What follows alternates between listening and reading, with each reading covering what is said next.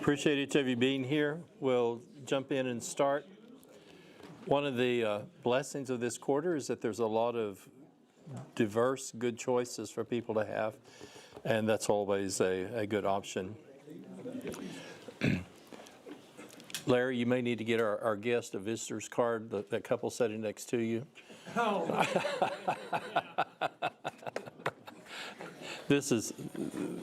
Our family has been going to Port Isabel for Memorial Day. I can't remember if it's 02 or 05. Because we're regulars, and whatever they do that week we do, then our family pictures are on the church member board. They have snowbirds that come in during the cold time of the year, and of course we don't come until then. And so when they go to Port Isabel, they get to see what we used to look like because we have pictures of our family that's there. But what a treat to be able to be with the church when we can travel and do things. We're going to look at the early influences in the life of Moses. Our text will take us into the second third of his life, which we'll touch on, but that will be something that we'll kind of continue on as we continue to go on. And again,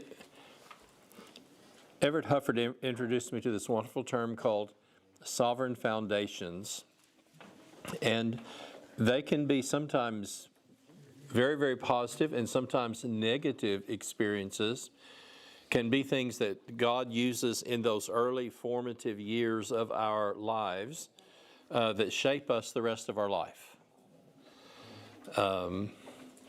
My grandparents ran a country store through the Depression. And so the stories that I heard was that the only thing worse than living in the Depression was having parents and grandparents who lived through the Depression, because that shaped them just in so many different ways. And, I was primarily working on the farm in the 60s, and we were driving the farm-all tractors from the 30s that had two wheels together because they still ran. So it doesn't matter, you take 2 hours to hook the plow on and do all the stuff. Why buy a new tractor when you've got one that still runs and you just keep running it and doing that? Well, we're shaped by those experiences that we have. And that's also what we're going to see tonight about Moses. And we'll do kind of two sections, and we'll come to this in a second. But every time you do a lesson, it's called the multiple approach. You can take a lesson from so many different points of view, and I won't go into all the options of that. But tonight, and not exclusively, but tonight, a lot of the thought will be with Moses' mother.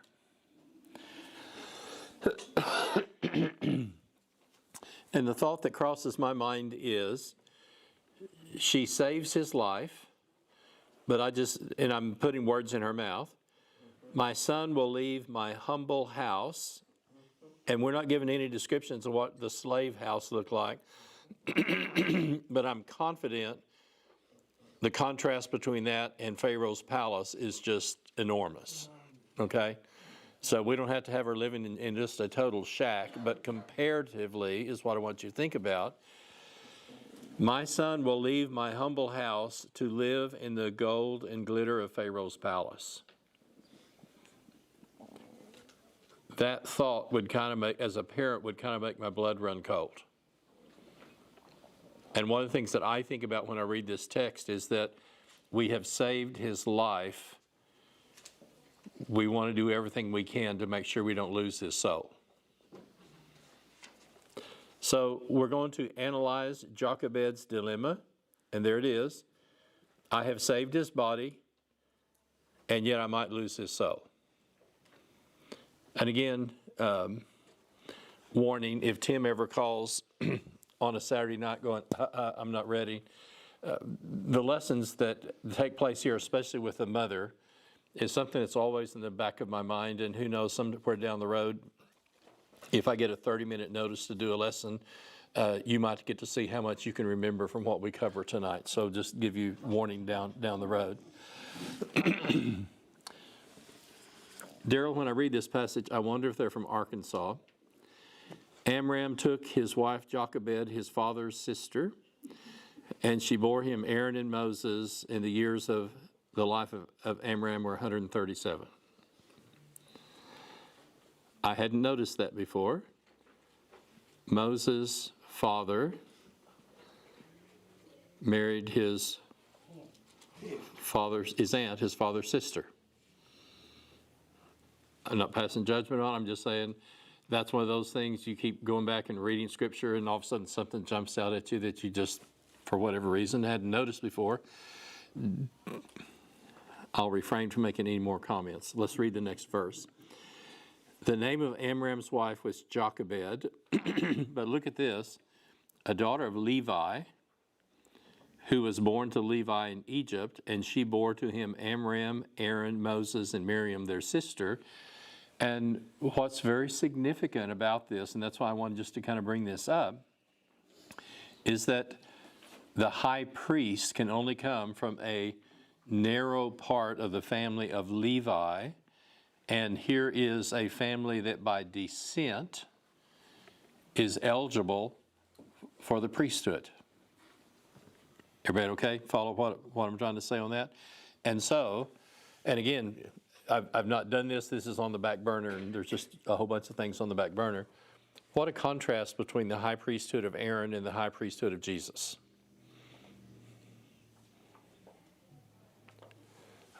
My vote, and this is just entirely personal, but my vote for one of the biggest whoppers in the Bible is, golly, it jumped out of the fire.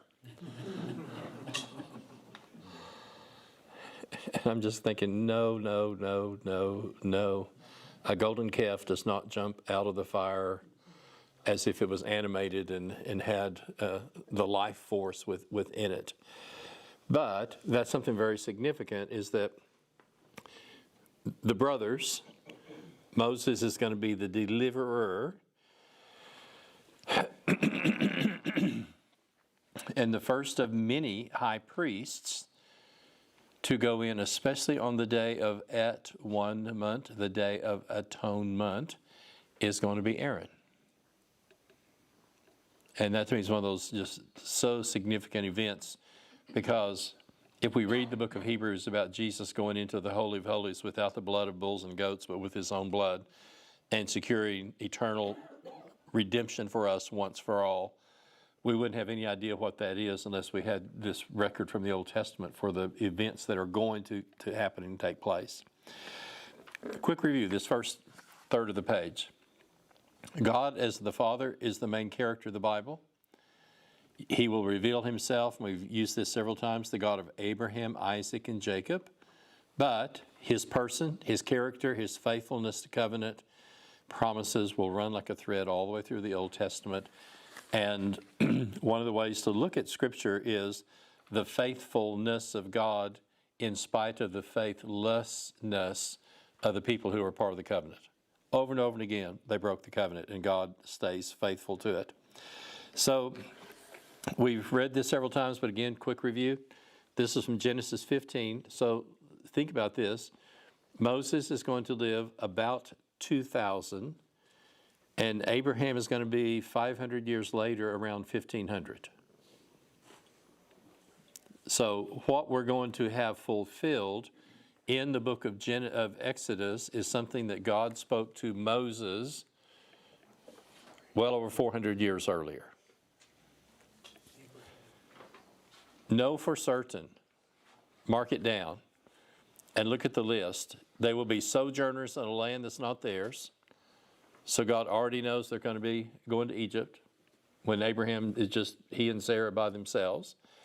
They will be servants there. They will be afflicted for 400 years. I will bring judgment on the nation that they serve. Afterwards, they shall come out with great possessions, and they shall come back here on the 4th generation. And this is still just absolutely amazing. Only God could just so carefully predict. Well, let me say it this way. If you were here on Sunday morning and we just only touched on a couple of things, only God could give the specific references in Isaiah 53 that are going to be fulfilled 700 years later by Jesus on the cross. None of the world religions have anything like that.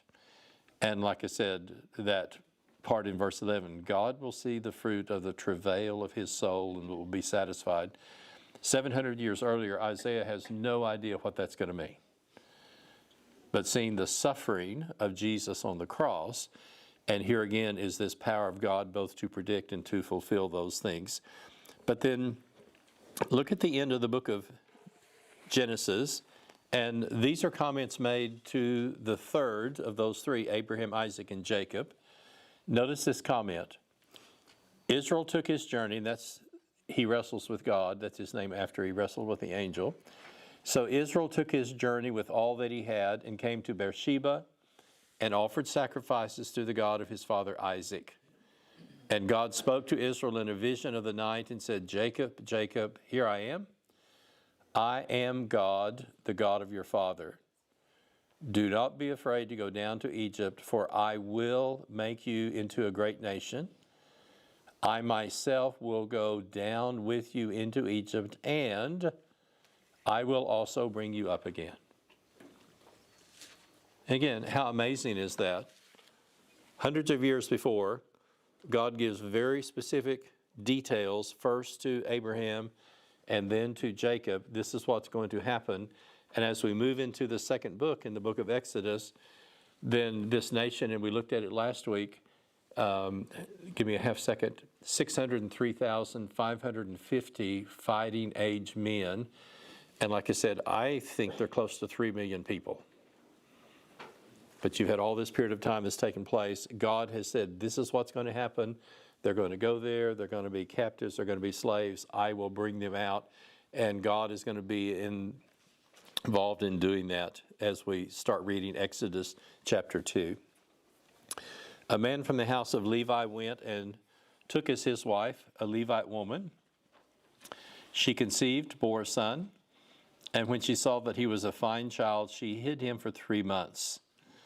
When she could hide him no longer, she took for him a basket made of bulrushes, and these would be papyrus reeds. They're going to grow on the edge of the Nile. Covered it, daubed it with bitumen and pitch. She put the child in it and placed it among the reeds by the river bank. His sister stood at a distance to know what would be done to him. Now the daughter of Pharaoh came down to bathe at the river while her young women walked beside the river. She saw the basket among the reeds and sent her servant woman, and she took it. She opened it and saw a child, and behold, the baby was crying. She took pity on him and said, this is one of the Hebrews' children. Then his sister said to Pharaoh's daughter, shall I go and call you a nurse from the Hebrew women to nurse the child for you? And Pharaoh's daughter said to her, go. So the girl went and called the child's mother. And Pharaoh's daughter said to her, take this child away and nurse him for me, and I will give you your wages. So the woman took the child and nursed him, and when the child grew older, she brought him to Pharaoh's daughter, and he became her son. She named him Moses because she said, I drew him out of the water.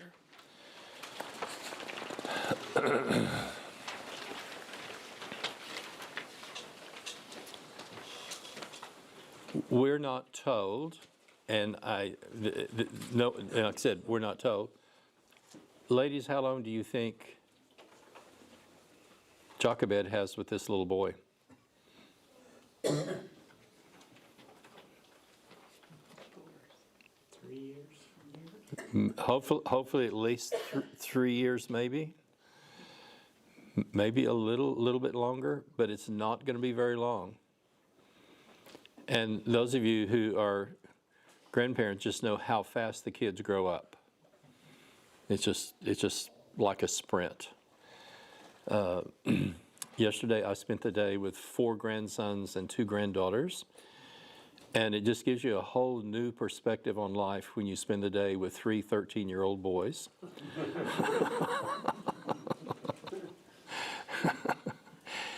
And their youngest female cousin will say, now boys. Now boys. And they pay no attention to her at all. But you just it happens so fast. But ladies, you think about this, what if you don't get to raise him till a teenager? You don't get to have that extra time. You just stop and think from a mother's point of view, every day is so important. Every day is, because you know it's going to be such a short period of time. And that's what we're told. We'll come back to this in terms of the women, but let's keep reading. Chapter 2:11. One day when Moses had grown up, he went out to his people, and isn't that interesting? He looks like an Egyptian, has been raised in an Egyptian house, but in his mind he's going out to his people.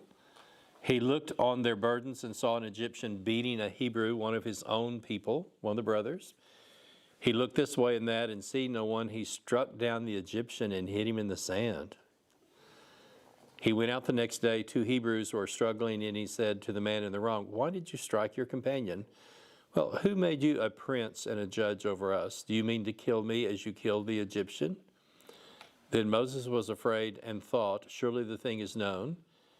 And when Pharaoh heard of it, he sought to kill Moses, but Moses fled from Pharaoh and stayed in the land of Midian and sat down by a well. The biggest thing, and just when I read through this, I just think, and I do this with my hands, what a contrast to leave the gold and glitter of Pharaoh's palace, and then you end up being a shepherd out here and kind of in the wilderness and in the desert. That would not be an easy transition. And I don't know how long it took him to feel like he was comfortable with that, but it's also going to be 40 years. 2:16, and I always find this interesting. We come across Melchizedek, remember earlier with Abraham? And then here is someone who's described as a priest of Midian. 7 daughters, they came and drew water and filled the troughs to water their flock. The shepherds came, drove them away, but Moses stood up and saved them and watered their flock. And when they came home to their father, Reuel, and there's E-L, there's something about God in his name. "How is it that you have come home so soon today?" And they said, "Oh, an Egyptian delivered us out of the hand of the shepherds and even drew water for us and watered the flock." He said to his daughters, "Well, where is he?" It's kind of like, "Hello, girls, why did you let him get away? Why have you left him? Call him that he may eat bread." Moses was content to dwell with the man, and he gave Moses his daughter Zipporah. She gave birth to a son, and he called his name Gershom, for he said, "I have been a sojourner," and the Hebrew word means living in a foreign land. And then we get some of these at different times, and this is going to be repeated as Moses is sent back to deliver the people. "In those many days, the king of Egypt died." And look at the description of the suffering of God's people. They groaned because of slavery. They cried out for help.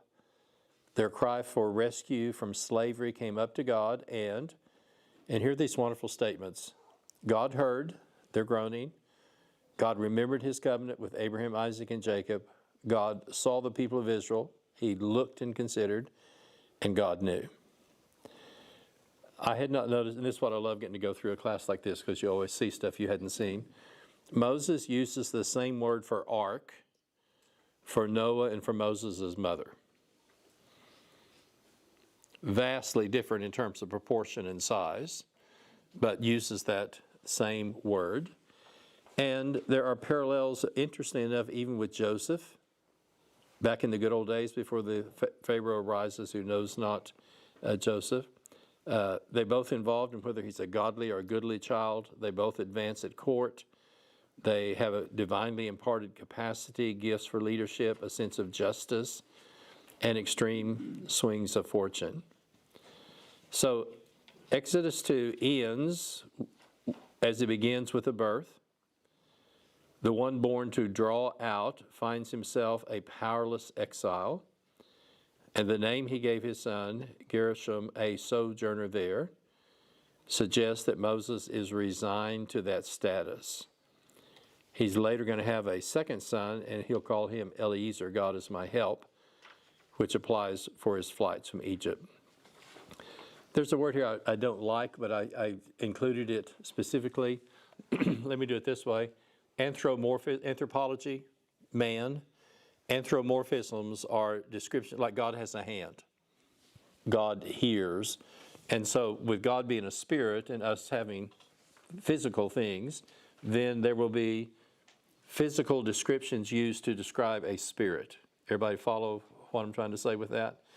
And so when you look at this word, and I don't like words like this, except I thought this is appropriate here, anthropopathic, and again, anthropology, man, and P-A-T-H, pathos has to do with emotions. And you stop and think, and I'm not talking about the pump, I'm talking about the heart as far as our thinking and our minds and stuff. We have a heart because God has a heart. Yes, his ways are higher than his ways, his thoughts are higher, on and on it goes. But the only reason we have that capacity is that is something we share with God. And that sense of emotion, feeling, and all those types of things. And this to me is a very important point for us to make about God. God hears, God remembers, God sees, and God knows.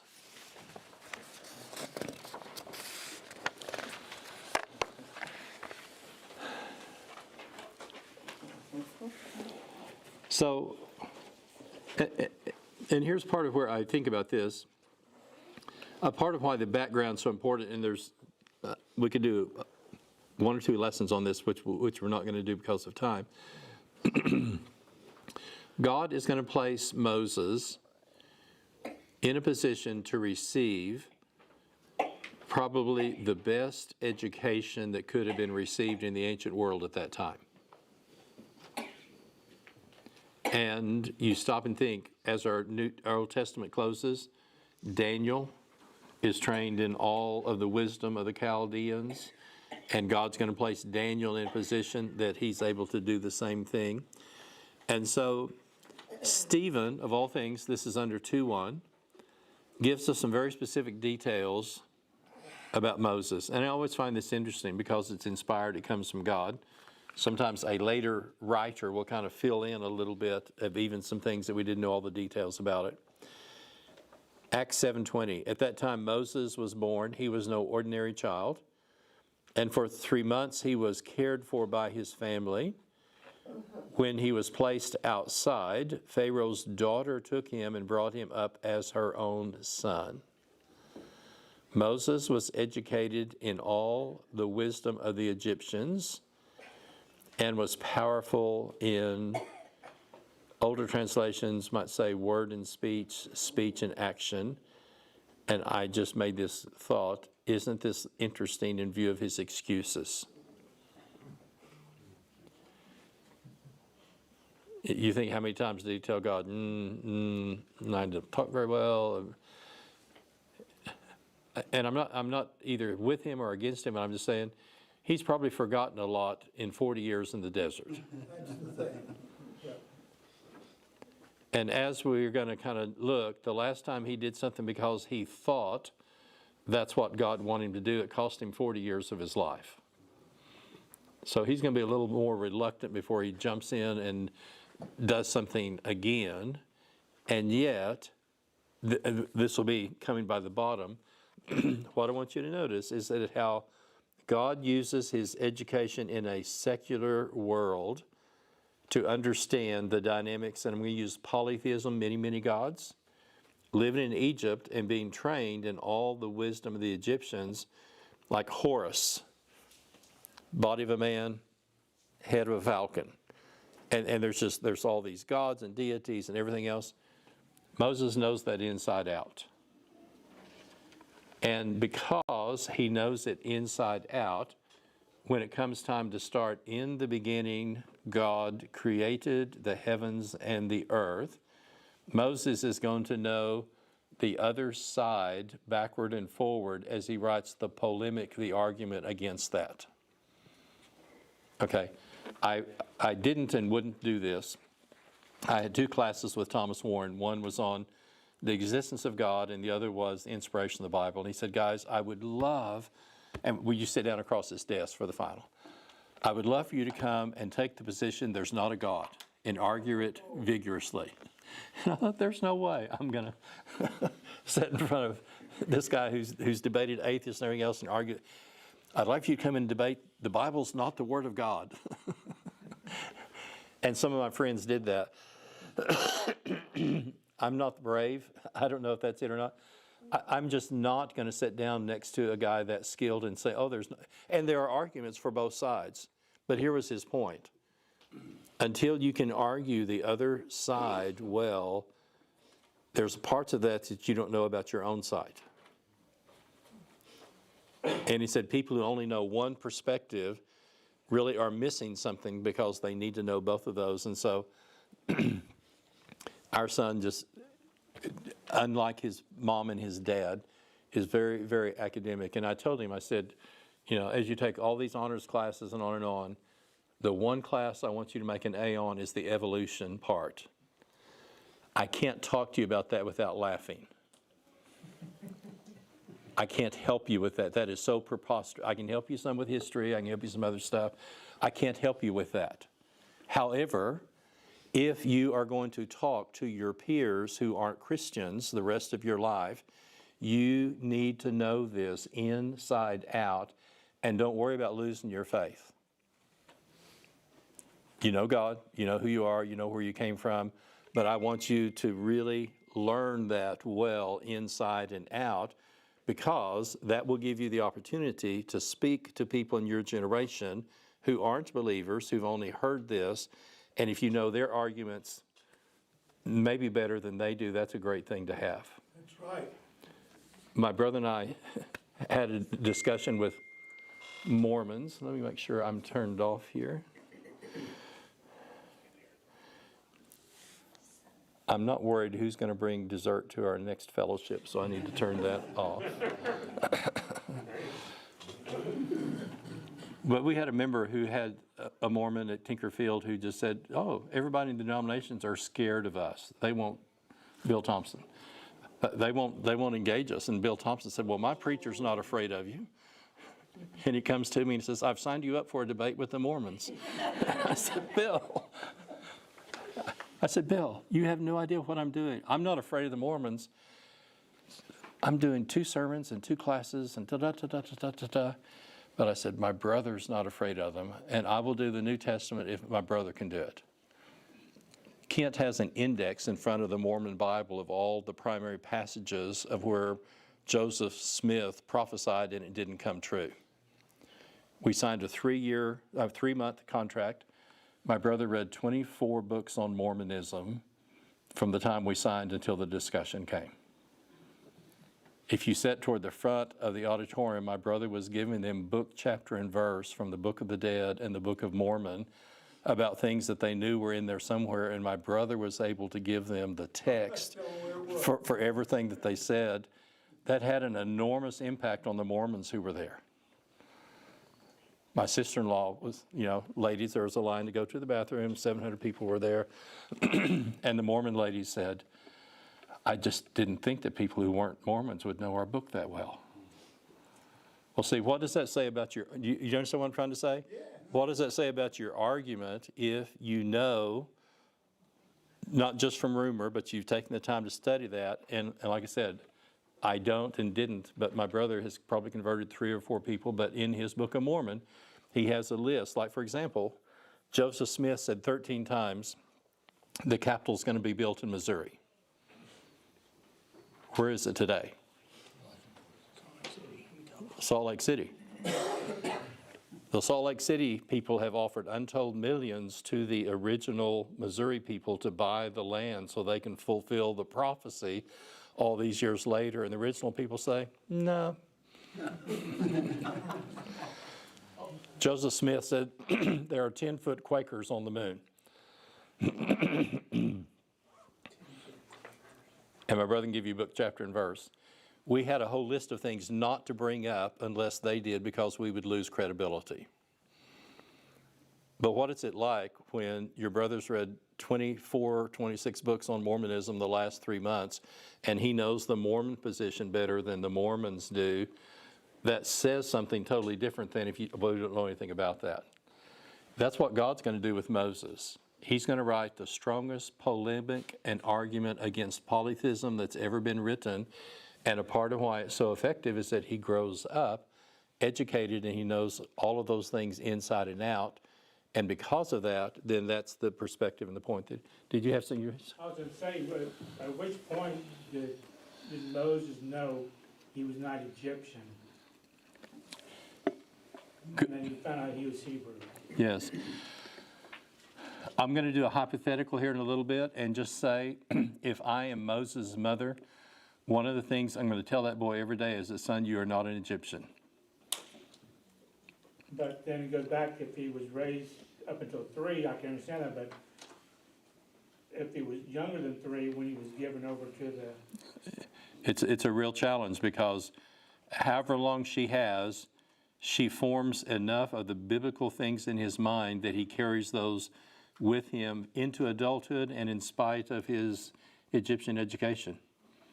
Can I say the fingerprints of mom's faith are on his heart and in his life? And that's the real challenge when you see this, because it can't be very long. And the contrast between where she's at economically, socially, on, and then here you are and being trained in all of the wisdom of the Egyptians.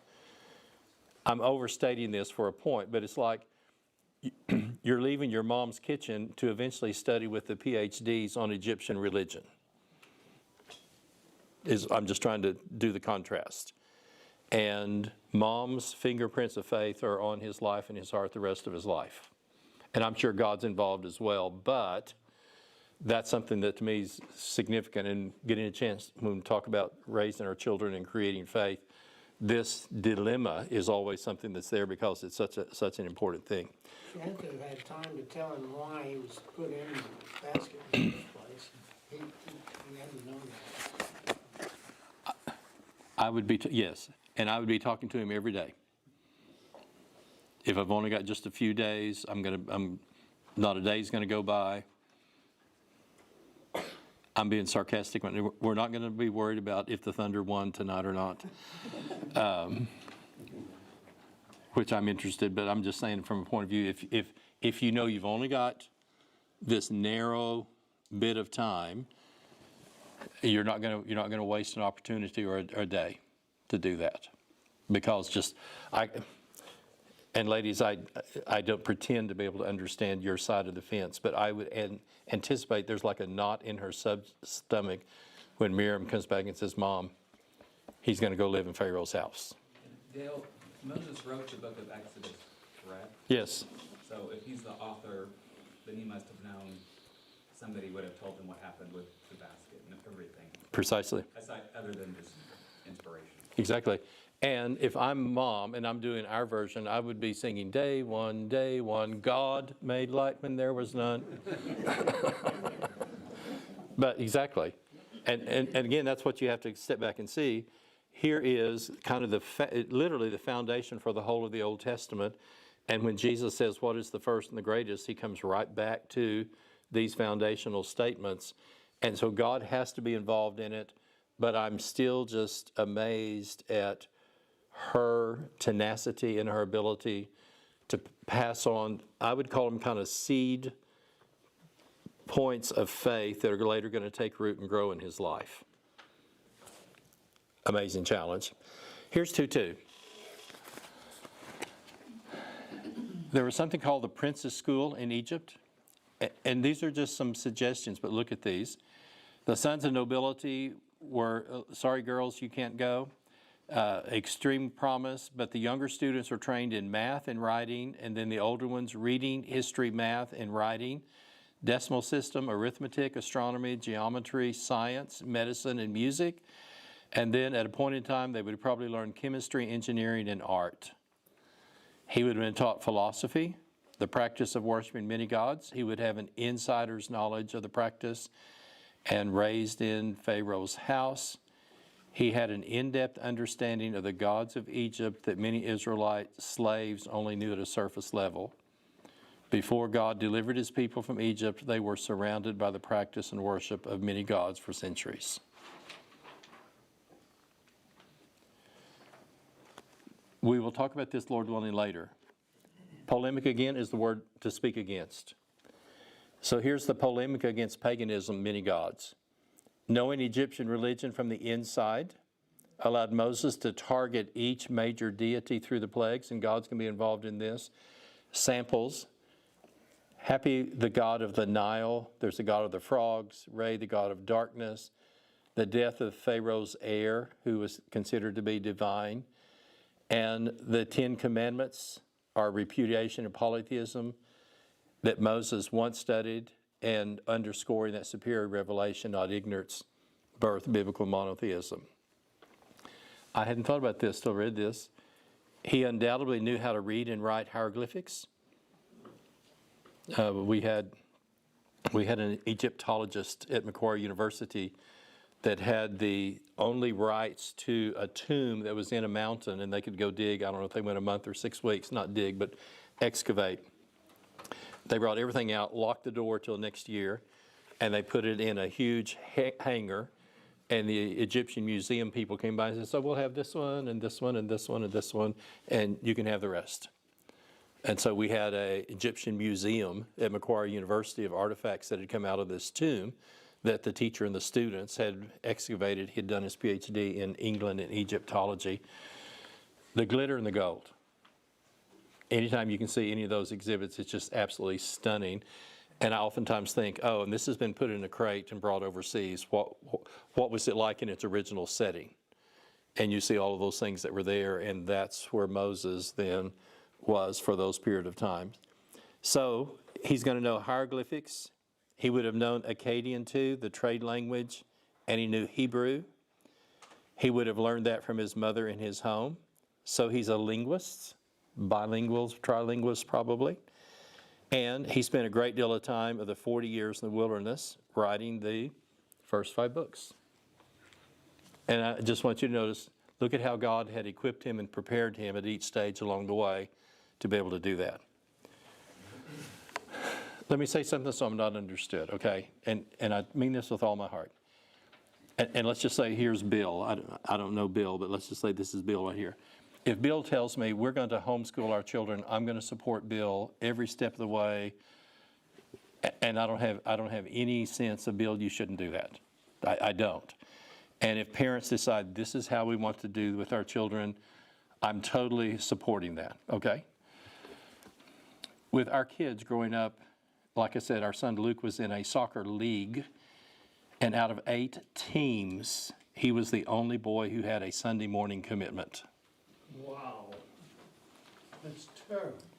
And the organizers came to me and explained, if we get rained out on Saturday, we're going to play on Sunday morning. Hello, we're glad you're here Sunday morning. We're glad your son's here, but we can't alternate the whole league for one boy, which I said I totally understand. Well, if your kids have grown up in that, they are accustomed that every time they open their mouth, they're different. They're going to thrive in a public school because they have been different all of their lives. First week, our son came home and says, Dad, everybody in my class has figured out I talk funny.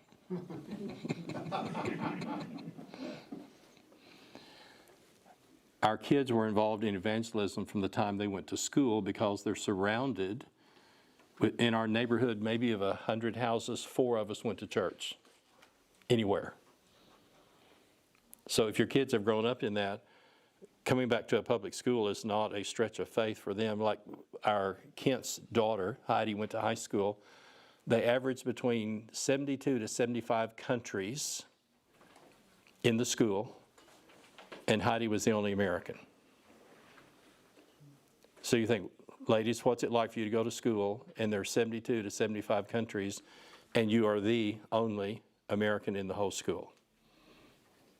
Well, that's where Moses is. He's the only one. And that training is there. But notice, the same thing's going to happen with Daniel He's going to be trained in all the wisdom of the language of the Chaldeans. Paul is trained by Gamaliel, probably the greatest thinker of Judaism in the first century. And I love this, Dr. Luke. One of the saddest verses in the New Testament outside of Jesus is only Luke is with me. But I think, okay, if you've only got one, to have Dr. Luke with you, what a great friend to have with you at that time. So we're going to do this next page pretty quick. Just look at some highlights. In Acts 7, Moses thought, when he killed the Egyptian, that God was using him to rescue them, and it cost him 40 years of his life. I'm also going to say, but God's going to use that to help equip him for the next 40. But a part of the reason he's going to stammer and stutter and not be real hesitant to do the next steps is the last time he jumped out and did something, he's been in this desert for 40 years because he thought this was what was going to happen. Saul, I thought the Philistines will come, and I felt compelled. David thought to himself, I will be destroyed. Samson woke and thought, I will go out as before. And then God says, my thoughts are not your thoughts. There's something very important about the man plans his steps, but the Lord directs his way. That's right. And we all need to be really careful because sometimes, and I'll just speak for myself. We've all done things that looking back we think, that didn't work out like I thought it would. And trying to seek God's will and listen for God's will is really, really important. So look at all those 40 years that take place, but being a shepherd under harsh conditions was great preparation for what God's going to call him to do. After they cross the Red Sea, they don't enter the Promised Land. Then they're out in this area. And I'm not trying to be silly when I say this. I doubt he had the same suntan when he left Egypt as he had 40 years later after being out in the wilderness. And I'm just talking about heat, toughness of body, and all this other stuff. And at a point in time, he's going to look back and say, okay, so this is why God had me out here in this 40 years. And God's going to use sometimes even our mistakes to equip us and prepare us for things that he wants to do with us and through us. If you look at Midian, this is one of the branches of Abraham's family. Abraham had some sons after Isaac, and that's where probably his father-in-law came from. If you look at the mothers, and if you'll turn the page,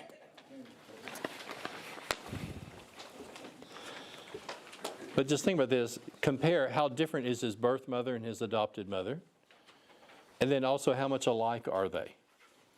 We see a great sense of compassion in Pharaoh's daughter. And on this next page, the mother, the early growth, makes a basket, has a plan. Miriam's involved. She makes the comments. Pharaoh's daughter, she took pity on him. And then I'm right in the middle. The book of Exodus shows the pervasive hand of God turning events, and his plan was the preservation of Israel's daughters. Yes, the loss of her sons. It was the actions of his daughters in rescuing and adopting one of Hebrews' sons, which brought about Egypt's downfall and led to Israel's redemption. And so while we don't know all the details about that, I just want to read a quick quote from you. There were 3 women involved in the eventual release of Israel: a mother, a sister, and Pharaoh's daughter. And the women conspired to thwart the designs of an evil Pharaoh to kill the boy children. The women remain anonymous in Exodus 2 as if to stress the fact that God in his providence is working through them behind the scenes. So I want to do this next part. And like I said, if Tim just calls sometime and says, I can't do a lesson, here's something that's just always on my back burner. I just entitled this From River to Royalty, from the Nile to Pharaoh's house. And look at these. There's an edict. The daughter took compassion, and it's a palace.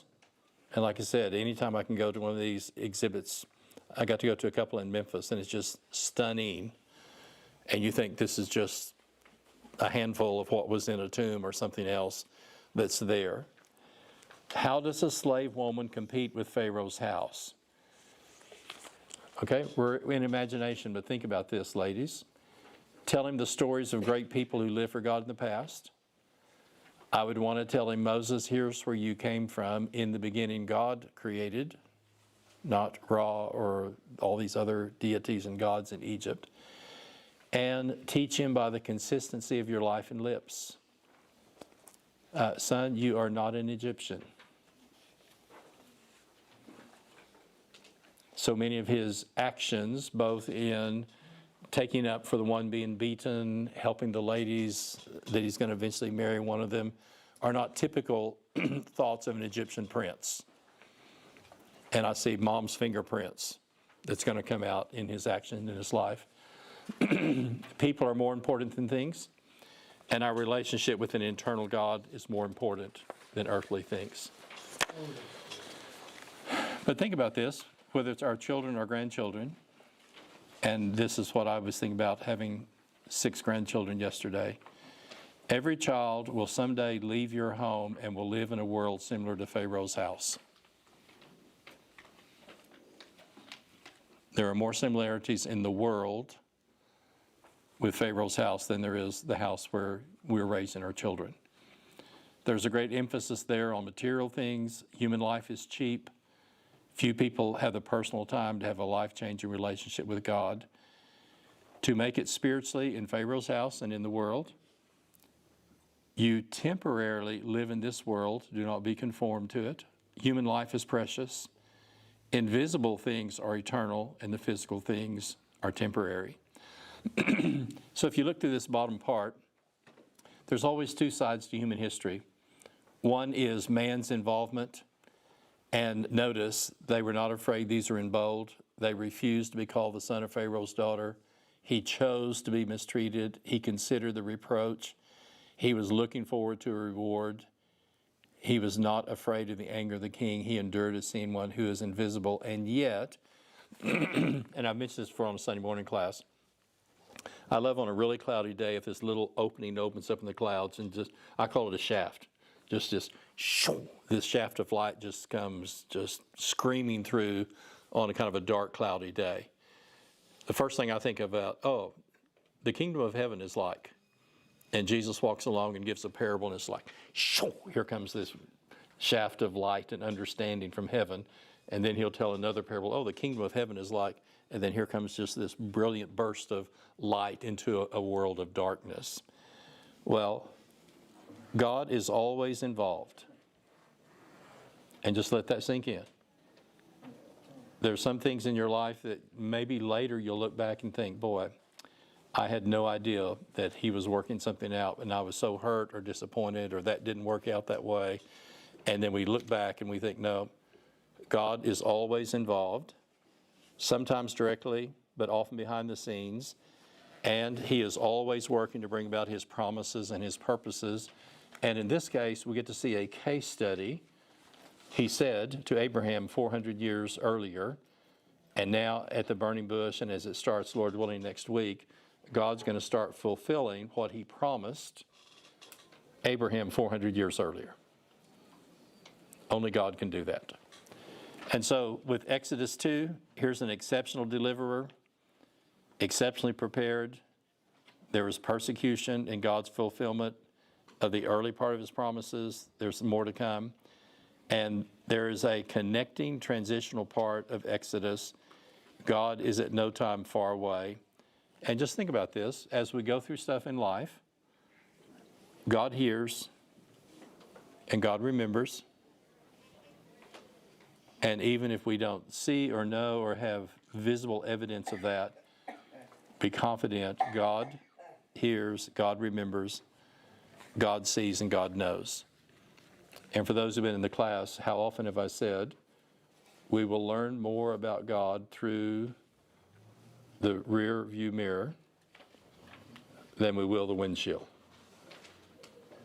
Be faithful, keep going on, but over and over again, something will happen and we'll stop and look back and think, God was involved in that in a way that we didn't know and understand. So here's our last thought. What was true about God in Exodus 2, he hears, remembers, he sees, and knows, is still true of him today. And How encouraging. This will be true of God throughout all eternity. That's good. Thank you, Dale. Thank you so much. Get a picture of that book. Yes. Okay. Thank you. You want to sit up here? You can just sit there and Yeah. get in. Is this the one that you quoted in here? Mm-hmm. Okay, thank you. And what I love about this is that he has taught Exodus for probably 30 or 40 years. Okay. And the publishers came and said to each of these guys, this is going to be 140 pages.